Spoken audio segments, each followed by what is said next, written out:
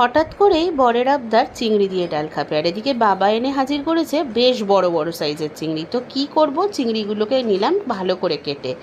এবার মুগের ডালটাকে ভেজে সেদ্ধ করে নিয়ে তেলেতে জিরে ফোড়ন দিয়ে তাতে পেঁয়াজ চিংড়ি মাছ ভালো করে ভেজে নিয়ে দিয়ে দিলাম হচ্ছে আদা রসুন থেঁতো করে, দিয়ে ভালো করে কষে নিয়ে দিয়ে দিলাম হলুদ গুঁড়ো, লঙ্কার গুঁড়ো, জিরের গুঁড়ো আর পরিমাণ মতো ধনের গুঁড়ো।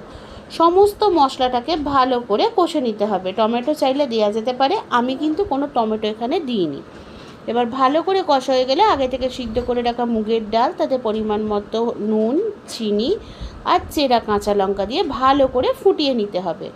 ফুটে গেলে ওপর থেকে ঘি আর গরম মশলা দিয়ে গরম ভাতের সাথে একবার এই রান্নাটা করে খেয়ে দেখবেন, তারপর আমাকে অবশ্যই জানাবেন কেমন লাগে। আর যদি আমার রেসিপিটা ভালো লেগে থাকে তো অবশ্যই আমার চ্যানেলটাকে একটু লাইক আর সাবস্ক্রাইব প্লিজ করে দেবেন। আজ এতটাই থাক, পরের রেসিপির সাথে